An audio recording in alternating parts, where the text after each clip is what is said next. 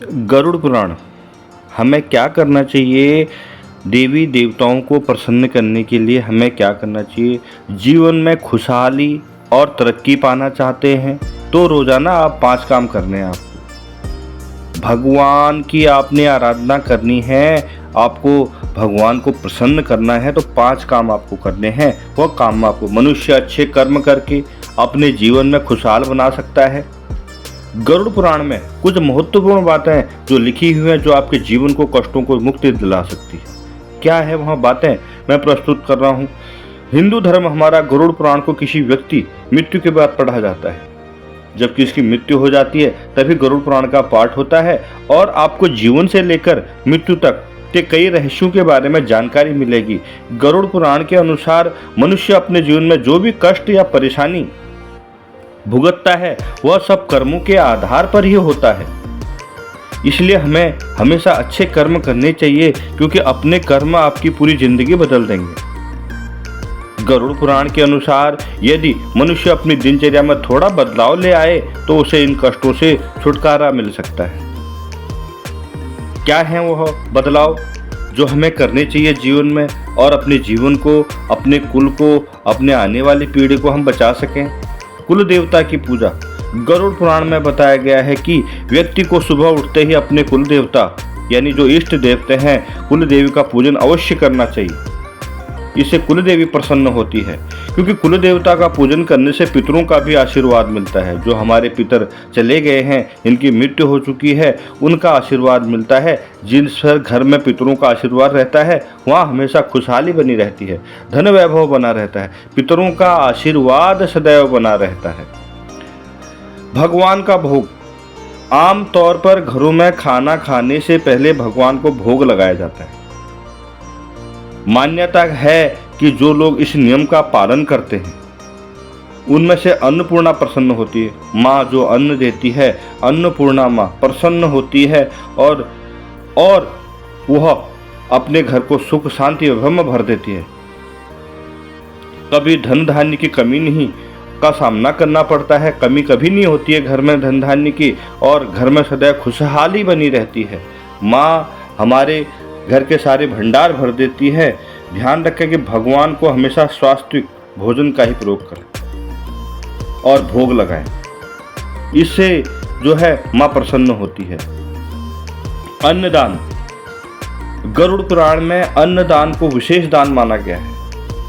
अन्नदान वह दान है जो आपके उदर और पेट की भूख शांत करता है, और आप किसी भूखे और गरीब व्यक्ति को वह अन्नदान करते हैं तो समझ ले आपने बहुत बड़ा कार्य कर दिया है। आपने भगवान से भी बहुत बड़ा कार्य कर दिया है।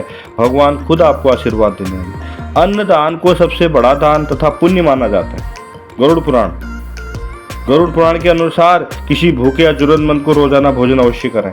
कोई भी भूखा आपको मिलता है उसको अवश्य भोजन कराएं, उसे बिगर भोजन कराए बिल्कुल भी ना भेजें। साथ ही अपने आय का कुछ हिस्सा दान करना भी फलदायी होता है। जो हम कमाते हैं, जैसे हम 100% 100 रुपये कमाते हैं तो 5 रुपये दान के लिए हमें ज़रूर निकालने चाहिए। इस दान से उन लोगों को मदद मिलती है जो भूखे प्यासे गरीब लोग हैं, उन्हें यह दान जरूर देना चाहिए, क्योंकि दूसरों के मुंह से मुस्कुराहट लाना, दूसरों के चेहरे पर मुस्कुराहट लाना हमारा हिंदू धर्म, सनातन धर्म यही बताता है। भगवान भी यही आशीर्वाद देते हैं कि आप दूसरों की सेवा करिए, मैं खुद ब खुद आपके साथ। और इससे परिवार में बरकत आती है और भगवान का आशीर्वाद बना रहता है। आप इस तरह के कार्य करते हैं, दूसरों की मदद करते हैं, सेवा करते हैं, उन्हें भोजन कराते हैं, उन्हें हर प्रकार का आप कष्टों से दूर करते हैं, तो विष्णु भगवान, प्रभु श्री राम, श्री कृष्ण भगवान आपके सारे मनोरथ सिद्ध कर देंगे। भोलेनाथ आप पर कृपा बनाए रखेंगे।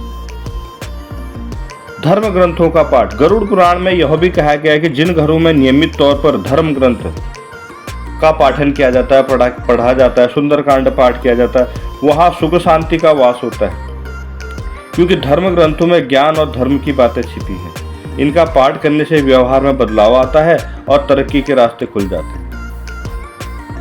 भगवान जो है इन घरों में सदैव वास करते हैं। चिंतन है जरूरी। चिंतन। गरुड़ पुराण के बाद व्यक्ति को आत्मचिंतन अवश्य करना चाहिए, क्योंकि ध्यान और चिंतन से आपको सही गलत में भेद पता चलता है। साथ ही यह समझ पाते हैं कि दिन भर में आपने कहाँ गलती की, हमें क्या करना चाहिए था, हमें कहाँ किस तरह से हमने यह कार्य किए जिससे हमें नुकसान हो रहा है, जिससे हमारी भक्ति नष्ट हो रही है, जिससे हमारे परिवार को नुकसान हो रहा है, हमने वह क्या कार्य किया। गरुड़ पुराण बोलता है कि आप जितने ही अच्छे कर्म करेंगे, आप जितने ही अच्छे लोगों की संगत में रहेंगे, आप उतने ही आगे सुदृढ़ बनेंगे और आपका जीवन सुखमय होगा। भगवान कहते हैं कि हम कुछ समय के लिए इस धरती पर आए हैं और कुछ समय के बाद इस धरती से हमें चले जाना है। क्या तेरा क्या मेरा, सब यहीं रह जाना है। खाली हाथ आए थे, खाली हाथ चले जाना है। इसी तरह भगवान के श्री चरणों में हमें भी प्रणाम कर अच्छे और जीवन के नए आयाम स्थापित करने। गरुड़ पुराण हमें यही बताता है, सच्चे मन सच्चे तन से हम अच्छे कार्य करते हैं तो भगवान कभी भी निराश नहीं करते। वो अपने हृदय में बसा के हमें रखते हैं, मगर हमें अच्छे कार्य करने हैं, लोगों की मदद करनी है, सेवा करनी है, अच्छे कर्म करने हैं, भक्ति के मार्ग पर जीवन को आगे बढ़ाना है और सनातन की तरह हमें भी अच्छे कार्यों की ओर आगे जाना है। भक्ति में ही शक्ति है। गरुड़ पुराण हमें यही बताता है कि जीवन आना जाना है, आत्मा अमर है। जब प्राण चले जाते हैं तो शरीर जो है मिट्टी बन जाता है। तो हमें यही अच्छे कार्यों को आगे बढ़ाकर जीवन को अपनी एक नई ऊर्जा के साथ आगे बढ़ाना है। कर्म करने हैं अच्छे, बुरे कर्मों से दूर भागना है और जीवन को सफल बनाना है। यही हमारा अगला लक्ष्य होना चाहिए। गरुड़ पुराण हमें यही बताता है, यही समझाता है। जय श्री कृष्णा, जय जय श्री राम, जय भोलेनाथ, जय माता दी। और आप भी गरुड़ पुराण के बताए गए रास्तों पर चलकर अपने जीवन को, अपने परिवार को एक नई दिशा की ओर लेके चलें और भगवान के बताए गए भक्ति मार्गों पर चलकर इन वीडियों को शेयर करें, इन प्रस्तुतियों को शेयर करें, जिससे हमारे आने वाली पीढ़ी भी समझ सके कि सनातन धर्म में कितनी बड़ी ताकत है। गौ माता की जय हो, 33 कोटि देवताओं की जय हो। आप सदा यूं ही मुस्कुराते रहें, हंसते रहें, खिलखिलाते रहें, क्योंकि जीवन बड़ा अनमोल है। भगवान कहते हैं जीवन बड़ा अनमोल है। 84 करोड़ योनियों में यह योनि मिलती है, इसमें भी हम कुछ नहीं कर पाए तो हमारा जीवन व्यर्थ है। और हम इस जीवन में प्राणी बनकर आते हैं तो हमें इस प्राणी का बिल्कुल भी अच्छे तरीके से सदुपयोग करना है। जय श्री कृष्णा, जय श्री राधे। आपका दिन मंगलमय हो, शुभ हो। भगवान भोलेनाथ आपके सर करना सूट करे। जय श्री राम, नमस्कार, जय श्री राम। लॉर्ड भक्त चैनल को लाइक करें, सब्सक्राइब करें, शेयर करें। वीडियो पसंद आए तो श्री कृष्णा, जय श्री कृष्णा, जय श्री राम जरूर लिखें। मन को अपार शांति मिलने वाली है और आप भी इस भक्तिमय जीवन की ओर चलें। जय श्री कृष्ण।